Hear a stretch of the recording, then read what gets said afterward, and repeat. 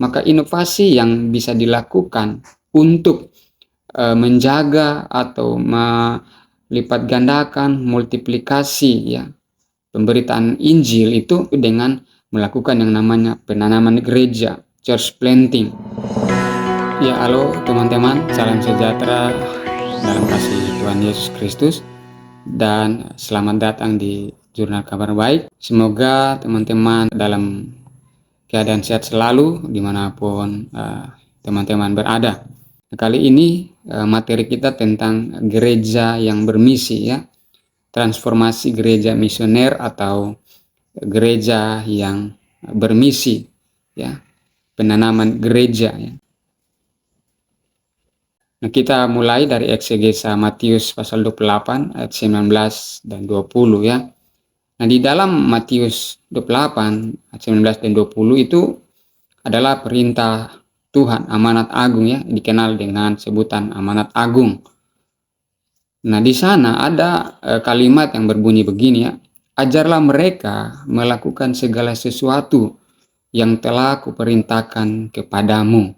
Di sana ada kata ajarlah ya. Kata ajarlah ini ditulis dalam bahasa aslinya itu didaskontes ya, dari akar kata didasko ya dalam bahasa Yunaninya, yang dimana memiliki pengertian impartasi pengetahuan, memperlengkapi atau melipat gandakan ilmu, atau bisa juga katakan dengan multiplikasi. Nah, ada juga kata melakukan ya, kata melakukan dari bahasa Yunaninya itu tereo ya, dalam akar katanya itu dari akar kata bahasa Yunani itu tereo ya, yang juga di sini diartikan melestarikan, mengawasi atau menjaga keutuhan ya. Melakukan dalam arti untuk melestarikan, mengawasi atau menjaga keberlangsungan. Nah, itu ya kalimat ajarlah mereka melakukan segala sesuatu yang telah kuperintahkan kepadamu. Kata kuperintahkan di situ ya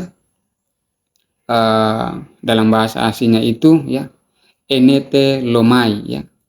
Dari bahasa Yunaninya itu enete lomai ya, yang artinya perintah atau mandat, komando atau amanat. Nah, atau yang dikenal dalam istilah kekristenan yaitu amanat agung. Nah, jadi dari gambar ini maka bisa kita deskripsikan, kita mengambil suatu penjelasan ya secara bebas mengenai teks di atas sebagai impartasi atau memperlengkapi, melipat gandakan pengetahuan atau melestarikan atau mengawasi dan menjaga keutuhan daripada amanat agung itu sendiri. Nah, kita bisa mengambil pengertian atau mendeskripsikan kalimat ini dari beberapa pengertian tadi. Ada impartasi, ada pelipat gandaan, melestarikan, mengawasi. Nah, apa yang dilestarikan, apa yang dilipat gandakan? Yaitu perintah ini, ya, amanat agung ini. Nah, selanjutnya, dari pengertian pelipat gandaan atau multiplikasi yang terkandung tadi di kalimat tadi, maka sebisanya dapat dilakukan berbagai inovasi-inovasi ya, untuk menjangkau suku bangsa sesuai amanat agung. Yaitu dengan cara apa? Melakukan penanaman gereja atau yang biasa disebut dengan istilah church planting ya. Nah, dengan makna tadi pelipat gandaan multiplikasi, maka inovasi yang bisa dilakukan untuk menjaga atau lipat gandakan, multiplikasi ya pemberitaan Injil itu. Nah, salah satu kegiatan yang dapat dilakukan yaitu dengan melakukan yang namanya penanaman gereja, church planting. Nah, untuk penanaman gereja ini, church planting ini, kita bisa melihat konsepnya itu bisa kita lihat di dalam Alkitab ya, khususnya dalam Perjanjian Baru. Di sana ada beberapa contoh bagaimana church planting ini atau penanaman gereja ini dilakukan untuk melakukan yang namanya misi ya, penjangkauan bagi suku bangsa. Atau gereja di Yerusalem melakukan penanaman gereja di Antioquia dan Roma. Nah, begitu juga gereja Antioquia menjadi induk bagi gereja di Filipi, Tesalonika, Korintus, Efesus, dan Galatia.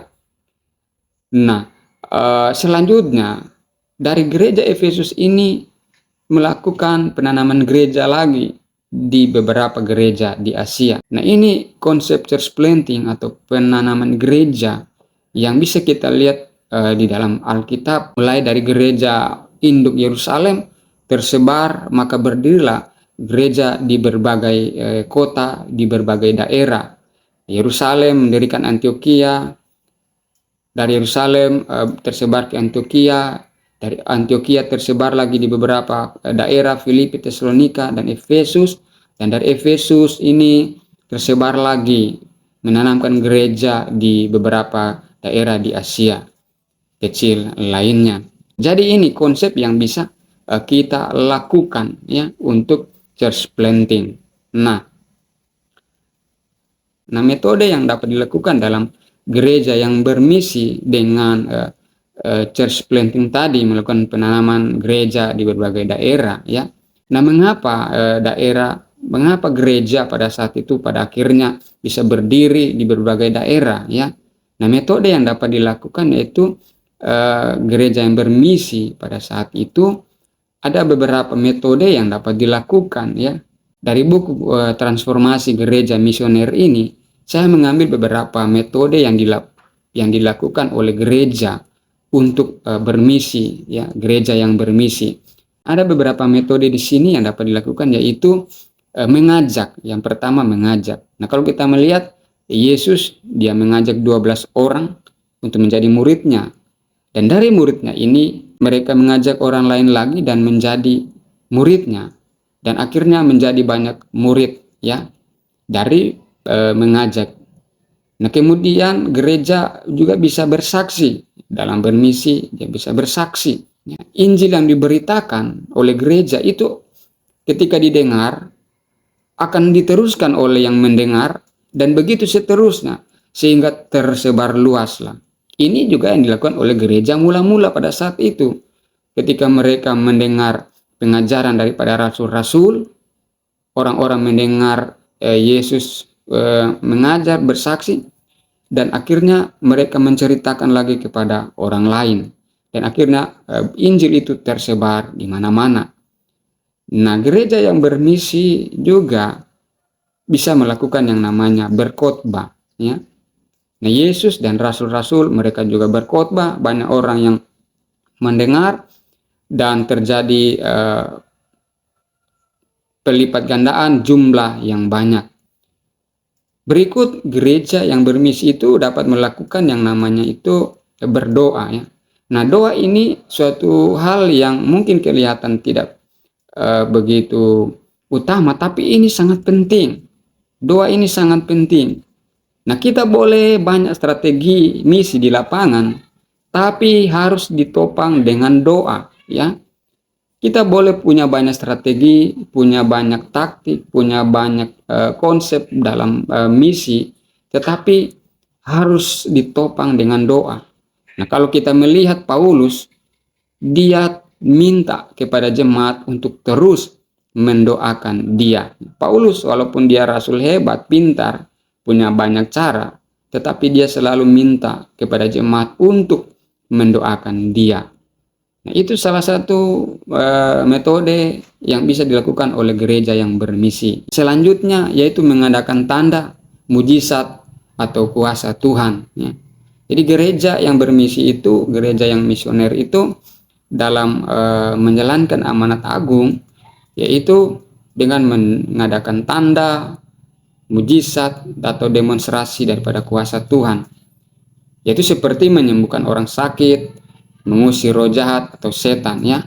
Nah, banyak kegiatan misi orang menjadi percaya ketika mereka melihat ada mujizat terjadi. Misalnya ketika kita bermisi, ada orang sakit, lalu kita doakan sembuh, atau ada orang kerasukan setan, ada perlawanan dari kuasa roh jahat, kuasa setan, lalu kita menghardik dan mengusir kuasa-kuasa itu, maka orang yang melihat itu akhirnya menjadi percaya.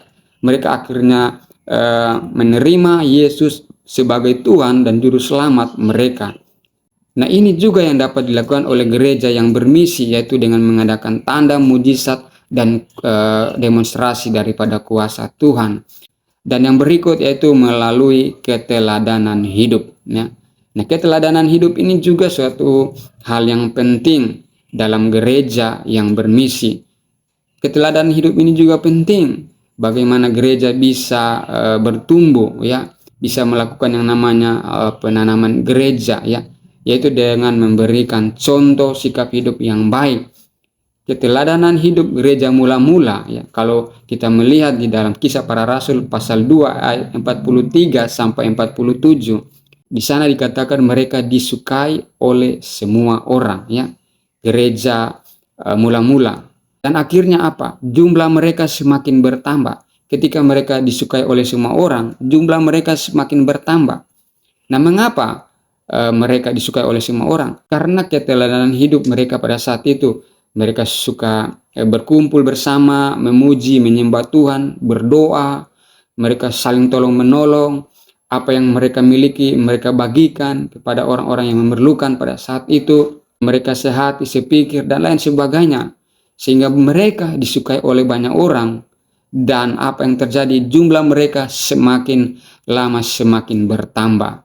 Ada pelipat gandaan, ya. Ada pelipat gandaan terjadi karena keteladanan hidup yang mereka berikan. Nah, itulah yang dapat kita pelajari yang bisa saya bagikan dari buku yang berjudul Transformasi Gereja Misioner ini, khususnya terkait dengan church planting atau penanaman gereja. Nah, demikianlah, semoga ini bermanfaat. Tuhan Yesus memberkati kita semua.